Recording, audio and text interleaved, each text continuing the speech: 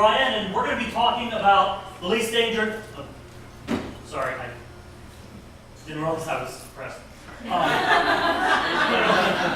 Okay, so there's two things I want you not to get out of this. I don't want you to take away what does the box say, and I don't want you to think dick in a box. So those are two things not. This is a pretty scary time of the year. You might get candy in your razors, and as other people talk about, it's just a scary time of year. But it's a really, really scary time of year right now. I'm talking clown scary. You know, in fact, I've heard reports there are undead people in Chicago coming out of the ground. That's how scary it is that time of year, right? They're coming out of the ground because they didn't vote, right? It's the scariest time of the year. It's almost election day. I'm supposed to get a joke. Okay. Thank you. But, it's really, really scary, and you'll hear a lot of politicians demagoguing a bunch of stuff. You can dress up as a politician, and that's okay. Just try not to be one. Sorry, Rick. Sorry, Steve. But what's more scary than just general politicians are that recently study came out saying that only 35% of Americans could name all three branches of government, and only 36% couldn't name any of them. Okay, so that's more scary than just general politicians. So, but we're all smart people here, so I'm pretty sure you guys all know, but we'll go through it just one more time, right?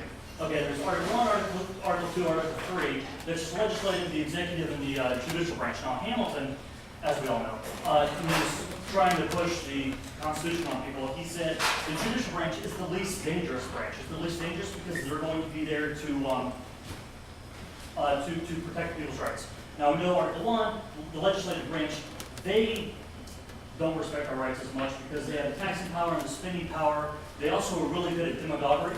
Like you'll see, they're subjected to mob rule, right? You'll see a bunch of people dancing in the street saying corporations aren't people, and you'll see politicians say the same thing. Corporations aren't people, except for they don't bother to actually look at the law, right? If you look at Section 1, Code 1 of the U.S. Code, you'll see that people are defined as including corporations and nonprofits and associations and whatnot. So, and there's also an insanity clause here that probably incorporates Congress. Article 2, the executive power. Now, of course, they're not the least dangerous branch, right? Because IRS, NSA, TSA, these are all legitimate forms of power the executive have. The executive also sometimes takes some extra ordinary powers that they don't have. Like, if we're in a war, they might round up all the Japanese Americans and put them in a camp. Now, this is where you would think that the judiciary, the Supreme Court, would come and say, no, maybe that's not a good idea. Maybe that violates, maybe it tramples on some of your rights. And no, they didn't. They said basically, go to camp, go directly to camp, don't pass go, don't collect $200. Korematsu versus United States, 42. Okay, so, that's the federal stuff. So the state, what would happen if, say, a state like Virginia decided that they could sterilize, institutionalize people in the state? Surely the Supreme Court would say, no, that may not be right?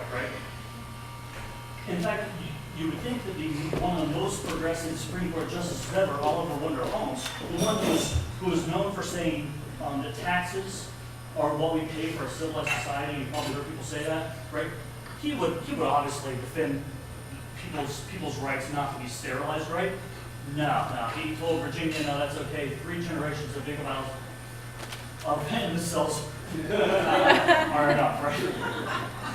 Okay, but that was then. That was the 1920s. I'm sure now, someone like progressive, notorious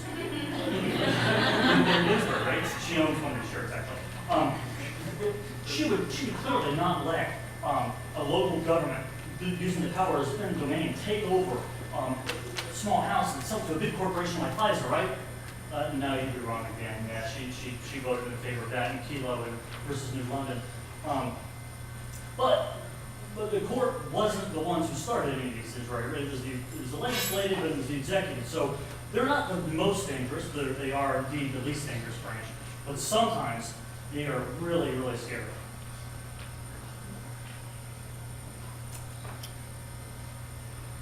Really, really scary.